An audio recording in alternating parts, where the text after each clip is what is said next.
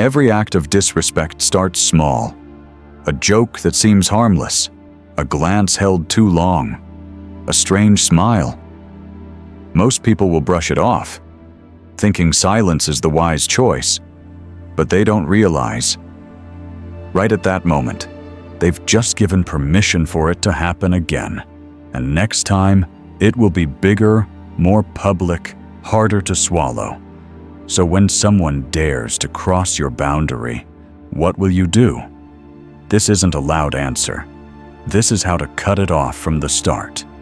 Cold, precise, and making sure they never forget. First principle, strategic silence. Don't be quick to react. Don't let emotions jump ahead before you've seen the whole picture. Be silent, but not the silence of someone taking the blow. This is the kind of silence that pulls all the warmth out of the room, so the other person suddenly feels the space between you is wider than they thought. You don't laugh it off. You don't act like you didn't hear it. You don't waste time explaining how that comment made you feel.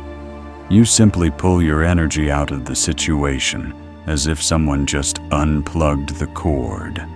There are many ways to do this without saying much. Hold eye contact. Don't blink too soon. Slightly tilt your head, as if weighing something they can't yet guess.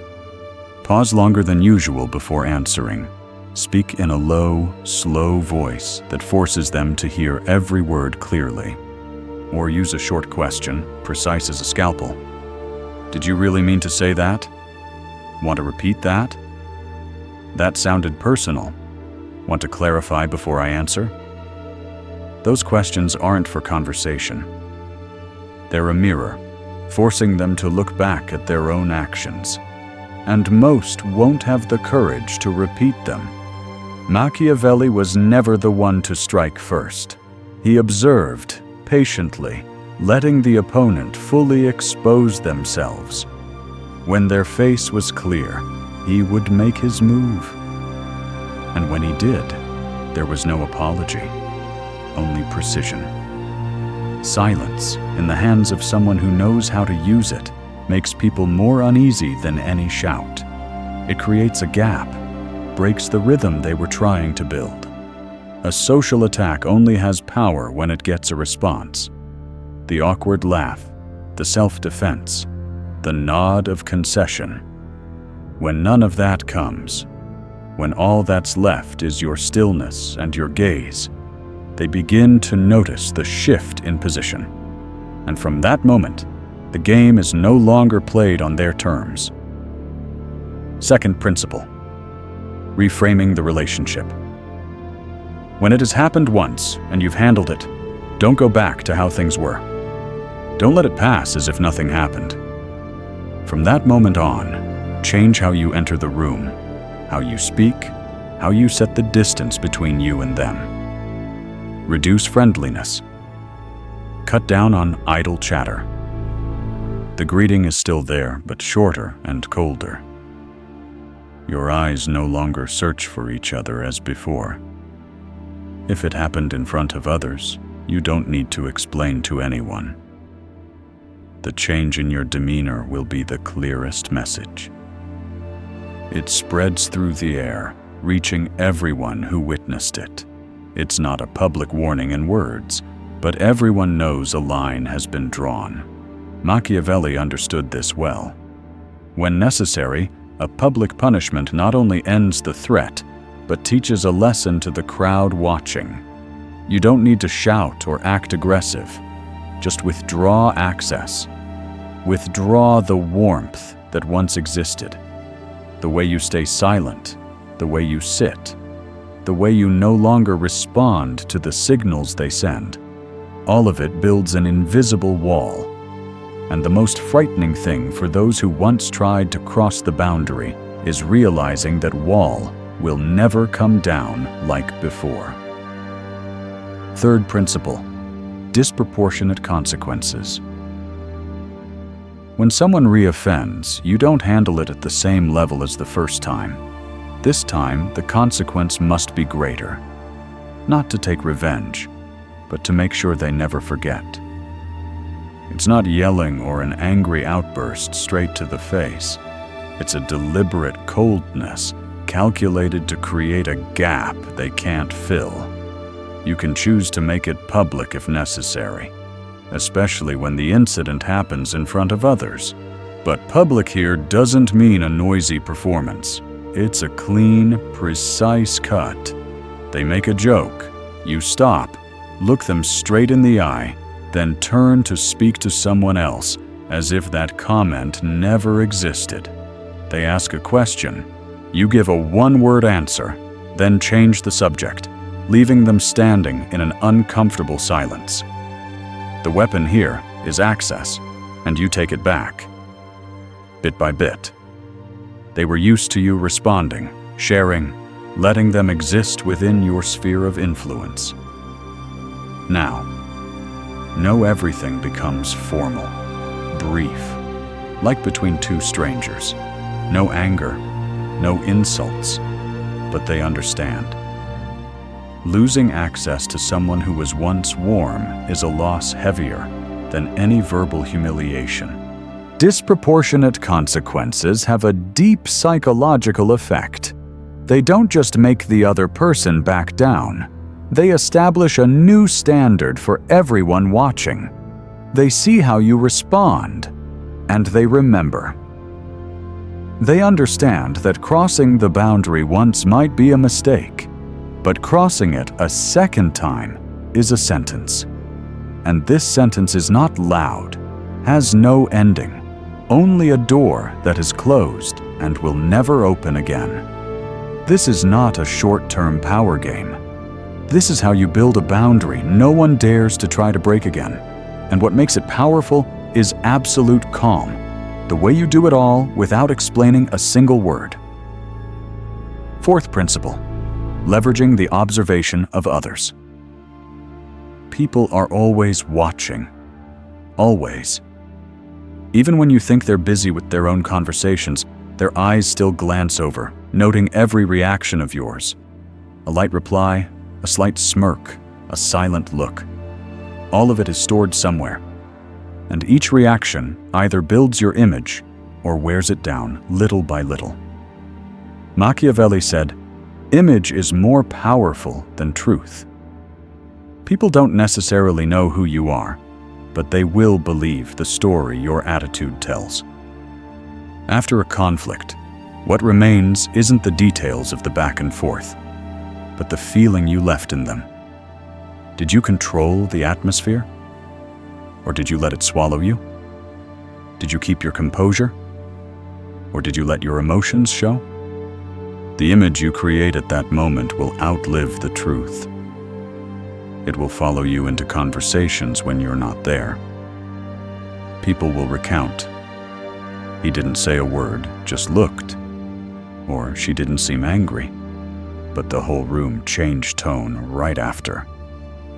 That's how rumors start.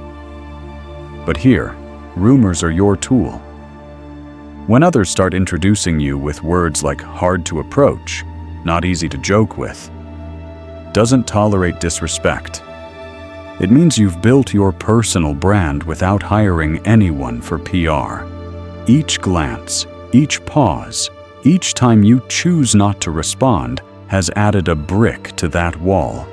And once the wall is built, it not only shields you from cheap words, it also makes those who might want to test you think twice.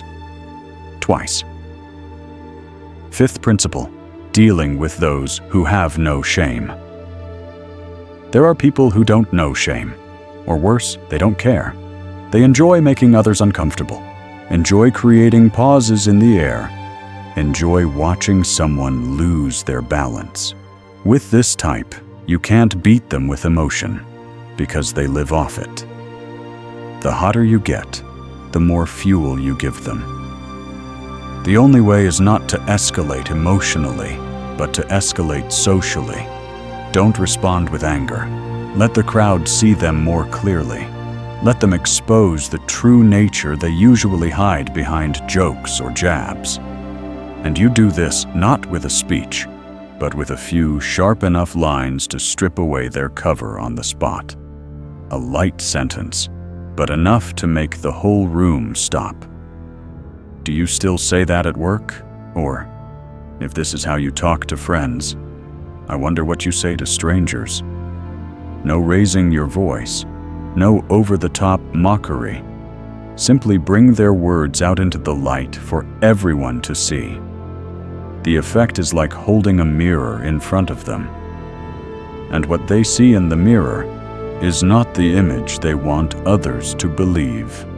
They see themselves smaller, clumsier, or simply less dignified. You don't need to add anything more. The room will speak for you. This move is subtle in that it doesn't cost you points. You're not the one starting trouble. You're just asking a question.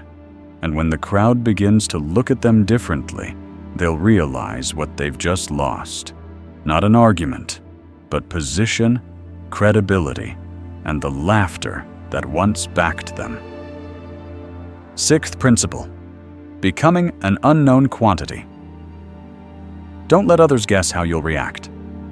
When they're sure about you, they'll test you. When they're not sure, they'll hesitate. The benefit of becoming an unknown quantity lies there. The pause before someone decides to cross you. You hold your silence longer than necessary. You let others say everything. Let them reveal what they want to show, and even what they accidentally let slip. You choose the moment to speak the way you choose the right knife from the drawer. Not rushed, not extra. When you speak little. Each sentence is like a stone dropped onto the still surface of a lake, creating ripples, but no storm. You don't seek to be liked. Respect doesn't come from laughter or praise. It comes from the feeling others get when they're near you. The feeling that makes them straighten their posture, lower their voice a little, and think more carefully before they speak. There is a kind of presence that needs no introduction. You walk into a room, no one says it, but the air changes. People sit straighter, put their phones down, conversations soften. It's not noisy power, but the kind that quietly influences. You're not the one pushing to the center for all eyes to be on you. You just stand at the edge, observing, and still make the whole room aware of your presence. This technique is simple, but hard to maintain. You must restrain the instinct to explain, to counter, to fill the silence. Let that space exist. Let others wonder in your silence. That's how you make them respect you. And once you can do it, you'll see you don't need to do much. People will adjust themselves when you're there. Seventh principle: turning disrespect into information. When someone disrespects you, don't be quick to see it as a knife stabbing straight into you. See it as a piece of data just placed on the table. It tells you more about them than any introduction or polite story ever could. You don't need to heat up, nor do you need to strike back immediately. Just observe. Record how they speak, how they look, and the context they choose to do it in. Then ask yourself, is this person still worth taking another step into my circle of access? Should they be kept in, or should they be placed outside the boundary?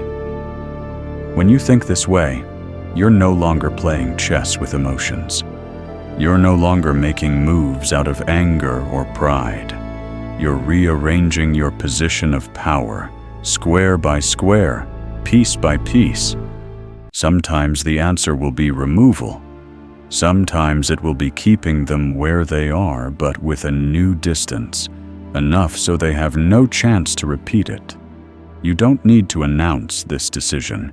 The change in how you appear and respond will speak for you.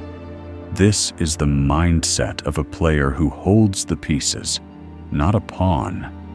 You don't let others drag you into their game. You choose the game, set the rules, and arrange the board so every move to come works in your favor. At that point, disrespect is no longer something that can throw you off balance. It's just a signal, telling you who you're dealing with and where they deserve to stand on the chessboard you're controlling. Eighth principle, the Pinnacle. When absence weighs more than presence. True power appears when others are cautious of you, even when you're not there. They sit in a conversation, and before saying anything, they ask themselves, if he heard this, would I still say it? That's when your absence weighs more than any presence. This value doesn't come from trying to seem busy or mysterious. It's built by removing unnecessary reactions, cutting down the need for approval. You no longer answer every question, no longer join every conversation, no longer smile just to fill the silence. You choose to appear where it's worth appearing, to say what's worth saying, and to stay silent for the rest. When you walk into a room, people pay more attention. Not because you make noise, but because you're rarely there. They listen to every word you say, because they know there won't be many chances to hear it again. Each word becomes weighty, not because it's spoken loudly, but because it's spoken sparingly. This is the power of silence. It doesn't need to slam the table, doesn't need to take all the light. It seeps in through how you keep your distance, through the strict selection of who gets access to you. And like anything rare, your attention becomes a luxury item. People value it more, handle it more carefully, simply because they know you could leave at any moment. And when you do, they'll have to live with the emptiness you leave behind. Ninth principle, the modern Machiavellian rule: respect or be removed. There are people who make a mistake once and then stop. They understand, and that time becomes a lesson for both sides. You don't need to do anything more. But there are also those who re-offend, not openly, but in more subtle ways. A seemingly harmless comment, a certain emphasis in their tone, a small but intentional action. For them, the only answer is complete removal. No warning, no explanation. Simply remove them from your sphere of influence. The door closes, and they stand outside, not knowing exactly when they were left behind. This distance doesn't need to be announced, but it grows over time. Along with your moving forward, rising, expanding your life without them in it. That makes them smaller, not because you deliberately belittle them, but because they realize they've lost the right to be close. And in many cases, silence is the only victory you need. You don't need to strike back. You don't need a clever retort. Just keep moving upward, so each step you take is a reminder they're no longer part of this path. This is how you filter your relationships. Only keep those who know how to show respect, those who don't need to be reminded to behave properly. And for the rest, distance will do the work itself. You don't need to chase anyone to teach them a lesson. You just need to walk away and let them learn from the very emptiness your absence leaves behind. 10th principle, the final move, cold forgiveness. There will come a time when they realize they've gone too far. There will be apologies, a handshake, or a few jokes to try to pull you back in. But this is not the time to retaliate, nor is it the time to reconcile.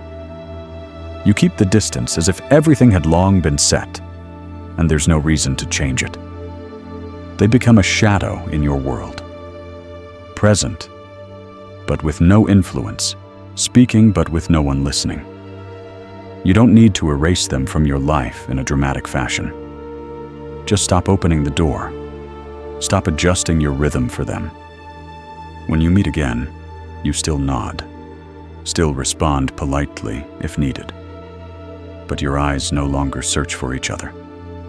This is the power of mercy without warmth, forgiving without bringing them back into your sphere of influence. No bitterness, no resentment, but also no chance for them to become a variable in your life again. For many, that's the fatal blow. They can't bear the thought that they were once close, once heard, once known, and now there's nothing left but emptiness. And it's precisely that emptiness that builds your legend. Your name still appears in their stories, but this time with caution attached. Others will say, "He doesn't talk much." But don't let yourself be far from him. You don't need to strain to prove yourself. Just let your absence become a strong enough warning that they know once they've lost their place, they'll never get it back. Conclusion. In the end, respect is not something you ask for, but something you make others think twice about before touching. Once you've set a boundary and held it firm, you'll see there's no need to argue, no need to shout. Yet everyone understands. If this resonates with you, don't let it be just a fleeting thought. Start with the next time someone tries to cross the line. Stay silent, hold to your principles, and let your distance speak for you. And if you want to learn more ways to stand firm against anyone, hit subscribe, and I'll show you how to turn silence into a power they can't touch.